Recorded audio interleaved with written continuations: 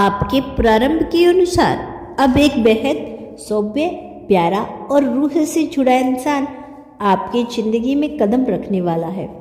वह खुद को दुनिया का सबसे भाग्यशाली मान रहा था। उसे आप जैसे पवित्र आत्मा का साथ मिलने जा रहा है और यही एक गहरा रहस्य है। यह भावना अब आपके भीतर भी जाग चुकी है। आप दोनों का कर्म इतना शुद्ध और फलदायी बन चुका है कि ईश्वर ने इसे पहले ही तय कर लिया है।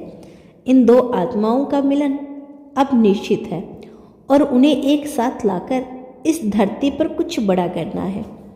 अब आपके कर्म में विश्वास और भी गहरा होगा और देखते ही देखते आप दोनों मिलकर उस ऊंचाइयों को छू लेंगे जहां सिर्फ जीत दिखाई देती है।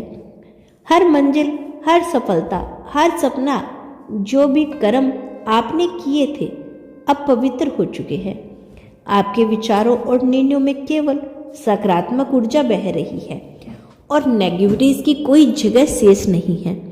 आपका साथी भी यह समझ चुका है कि उसकी पुरानी सारी भक्ति, मेहनत और कर्म इसी क्षण, इसी मिलन के लिए थी। धीरे धीरे आपको भी महसूस होगा कि जो कुछ आपने किया, जो भी आपसे गुजरा, वह सब इस एक एक इंसान के लिए लिखा गया था, जिसे ब्रह्मांड ने आपकी झोली में रख दिया। आपको हमेशा कर्म को प्रधानता दी। आपने फल की चिंता किए बिना अपने सत्य और प्रेम से जुड़ी राहों पर चलना जारी रखा। आपकी बेचैनी नहीं दिखाई दी, आपने धैर्य दिखाया और यही आपका सबसे बड़ा बल बन गया। अब ईश्वर आपको आपके धैर्य, आपके प्रेम और आपकी सच्चाई का ऐसा फल देने जा रहा है जिसकी कल्पना आपने शायद सपनों में भी नहीं की होगी। प्रेम मिलेगा, संग्रह भी मिलेगा और साथ ही साथ दुनिया की सारी खुशियां जो केवल कर्म योगी के हिस्से में आती है। आज ब्रह्मांड आपसे कहना चाहते हैं, इस समय आपका प्यार आपके बारे में गहराई से सोच रहा है, दिल की गहराई से, जहां इश्क केवल एहसास नहीं बल्कि एक क्रांति बन चुका है। वह सोच रहा है कि आप किसी आम प्रेम कहानी का हिस्सा नहीं, आप उसके ज़मीर की आवाज़ है, जिसके साथ खड़ा होना अब उसके लिए अनिवार्य है। वह महसूस करता है कि आपके बिना जीना सिर्फ समझौता नहीं बल्कि आत्मा के साथ धोखा है।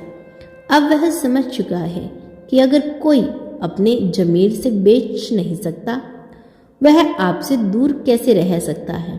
अब आप उसकी ज़मीर में बस चुकी हैं। वह जानता है कि दुनिया से लड़ना आसान है, लेकिन आपसे जुदा रहना सबसे बड़ी हार है। उसके हर विचार ने अब एक घोषणा बना ली, मैं इस मोहब्बत से पीछे नहीं हटूंगा, चाहे पूरी दुनिया मेरे खिलाफ क्यों ना हो। काफ़ी लंबे समय तक वह अपने जीवन में खोया हुआ था, तरह तरह की इच्छाओं में उलझा हुआ था। कभी कुछ पाने की लालसा, कभी कुछ खोने का डर, बस उन्हीं भटकती भावनाओं में उलझा रहता था।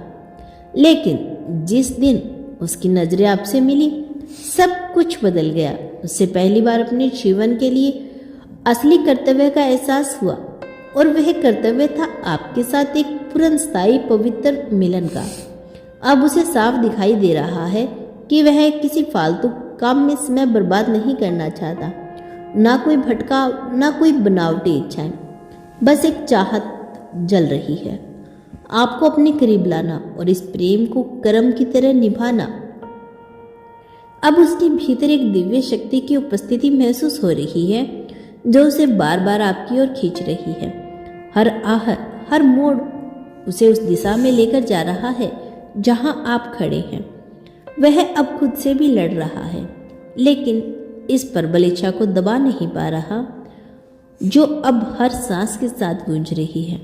आपको पाने की यह लालसा अब केवल मोहब्बत नहीं रही, यह उसका धर्म है, उसका कर्तव्य है और जन्मों का संकल्प बन चुकी है।